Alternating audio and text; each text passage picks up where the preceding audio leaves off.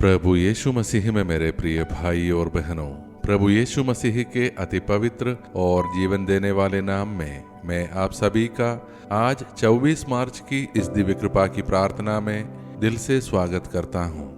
आज पवित्र चालीसा काल के इस मंगलवार को हम उस समय में प्रवेश कर रहे हैं जो हमारे विश्वास का सबसे गहरा और पवित्र समय है। अगला सप्ताह पवित्र सप्ताह यानी होली वीक हमारे लिए केवल एक धार्मिक समय नहीं, बल्कि यह हमारे उद्धार की कहानी का केंद्र है। और इन अंतिम दिनों में प्रभु यीशु हमसे फिर से पूछ रहा है, क्या तुम लोग घंटे भर भी मेरे साथ नहीं जाग सके? जागते रहो और प्रार्थना करते रहो, जिससे तुम परीक्षा में ना पड़ो। आत्मा तो तत्पर है, परंतु शरीर दुर्बल।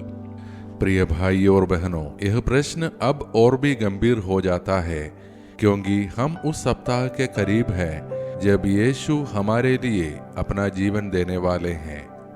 क्या हम उसके साथ खड़े रहेंगे? क्या हम उसके साथ जागेंगे? आज का हमारा मनन का वचन हमें एक गहरा प्रतीक देता है। जब लोग पाप के कारण पीड़ा में थे, तो परमेश्वर ने एक उपाय दिया, ऊंचाई पर उठाया हुआ सांप। जो भी उसे देखता था वह जीवित रहता था। यह हमें क्रूस की ओर संकेत करता है, जहां यीशु उठाया गया, ताकि जो कोई उस पर विश्वास करे वह जीवन पाए। आइए अब हम हमारा आज का मनन का वचन ध्यानपूर्वक सुने, जो लिया गया है गणना ग्रंथ से, अध्याय 21 पद संज्ञा 4 से 9। लोग मार्ग में अधीर हो गए और परमेश्वर के विरुद्ध बोलने लगे। तब प्रभु ने उनके बीच विषैले सांप भेजे और बहुत लोग मरने लगे। लोगों ने पश्चाताप किया और मूसा से प्रार्थना करने को कहा। तब प्रभु ने कहा, एक कांसे का सांप बनाकर उसे खंभे पर लटका दे। जो कोई उसे देखेगा वह जीवित रहेगा, और जो कोई उस सांप को देखता वह चंगा हो जाता। मेरे प्रिय भाई और बहनों, यह वचन हमें एक गहरी आध्यात्मिक सच्चाई सिखाता है। लोगों ने शिकायत की, वे अधीर हो गए, उन्होंने परमेश्वर पर भरोसा खो दिया और उसी कारण वे पीड़ा में आ गए। परंतु जब उन्होंने पश्चाताप किया तो परमेश्वर ने एक रास्ता दिया, देखो और जीवित रहो। यह कितना सरल लगता है, परंतु इसमें एक गहरा अर्थ छुपा है। देखना केवल आंखों से देखना नहीं है, यह विश्वास से देखना है। आज हमारे जीवन में भी कई सांप हैं, पाप, डर, चिंता, निराशा, गलत आदतें आदि। ये हमें अंदर से जहर देते हैं। परंतु परमेश्वर हमें आज भी वही कहता है, मेरे पुत्र की ओर देखो और जीवित रहो। यीशु क्रूस पर उठाया गया ताकि हम चंगाई, क्षमा और जीवन पा सके। और यही कारण है कि वह हमसे कहता है, जागते रहो, क्योंकि यदि हम जागते नहीं तो हम फिर से उसी पुराने जीवन में गिर सकते हैं। दैनिक जीवन में जब हम तनाव में होते हैं, हमें प्रार्थना में जागना है। जब हम प्रलोभन में होते हैं, हमें आत्मा में जागना है। जब हम कमजोर होते हैं, हमें प्रभु की ओर देखना है। पवित्र चालीसा के ये अंतिम दिन हमें बुला रहे हैं कि हम केवल सुने ही नहीं, बल्कि सच में बदले।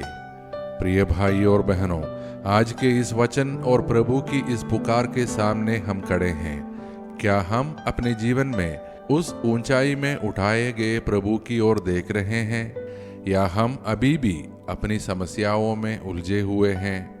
आज प्रभु हमें बुला रहा है कि हम उसकी ओर देखें, उस पर भरोसा करें और उसके साथ जागते रहें। इसलिए आइए हम अपने हृदय को शांत करें, अपने जीवन को प्रभु के सामने रखें और विश्वास के साथ उसकी उपस्थिति में प्रवेश करें और मिलकर प्रार्थना करें। हे प्रेममय और जीवन देने वाले परमेश्वर, आज हम तेरे सामने नम्र और टूटे हुए हृदय के साथ आते हैं।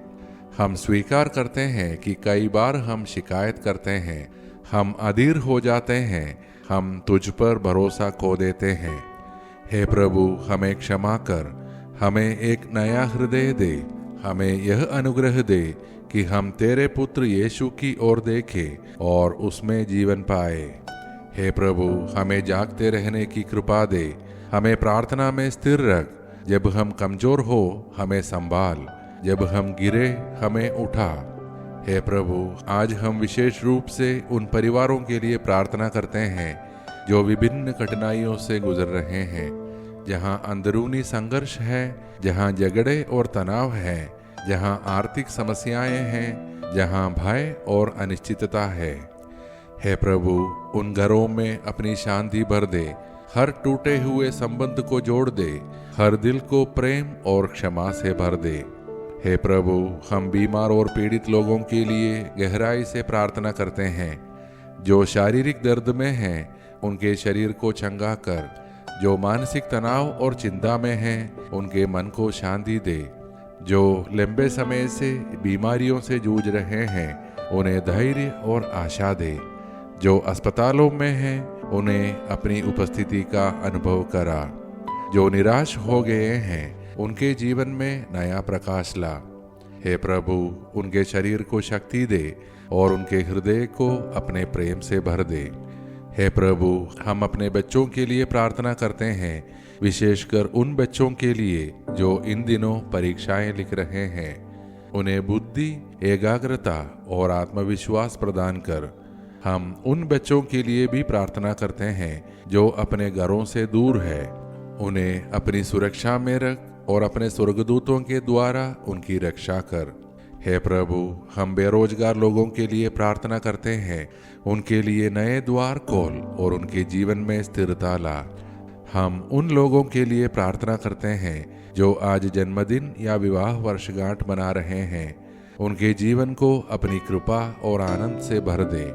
हम अपने देश और विश्व के लिए प्रार्थना करते हैं, हमारे शासकों, अधिकारियों और नेताओं को बुद्धि और न्याय से नेतृत्व करने की कृपा दे। हमारे देश में धार्मिक सौहार्द, भाईचारा और शांति बनाए रख। हे प्रभु, हम पूरे विश्व के लिए प्रार्थना करते हैं, जहाँ युद्ध, भय और अशांति है, जहाँ संघर्ष है वहाँ शांति ला, जहाँ घृणा है वहाँ प्रेम स्थापित कर, जहाँ निराशा है वहाँ आशा दे। हे प्रभु, हमें हर पाप से दूर रख, हमें हर प्रकार की हानि और अनहोनी से बचा, हमें अचानक और असामयिक मृत्यु से सुरक्षित रख। हमारे परिवारों को स्वास्थ्य, शांति, समृद्धि और आनंद प्रदान कर। हे प्रभु, हम उन सभी लोगों के प्रार्थना निवेदनों को तेरे सामने लाते हैं जो हमसे अपनी प्रार्थनाओं के आग्रह किए हैं। यदि उनकी प्रार्थनाएं तेरी इच्छा के अनुसार है तो उन्हें पूरा कर। हे प्रभु, हमें यह अनुग्रह दे कि हम तेरे साथ जागते रहें, तेरे साथ चलते रहें और तेरे क्रूस की ओर देखते रहें। ये सारे प्रार्थनाएं और हमारे मन के अन्य प्रार्थनाएं हम समर्पित करते हैं हमारे प्रभु यीशु मसीह के नाम पर। आमीन। प्रभु यीशु में मेरे प्यारे भाइयों और बहनों, आज का वचन हमें यह याद दिलाता है, देखो और जीवित रहो। यदि हम यीशु की ओर देखते हैं तो हमारे जीवन में चंगाई, शांति और नया जीवन आता है। यदि आज की मनन और प्रार्थना आपके हृदय को छू गई हो तो कृपया इसे अपने परिवार व मित्रों के साथ साझा करें, ताकि वे लोग भी इस जीवनदायी सत्य को अनुभव कर सके। हम सब कल की दिव्य कृपा की प्रार्थना में फिर एक साथ मिलेंगे। तब तक हमारा प्रभु हमको आशीष दे और हमें सुरक्षित रखे।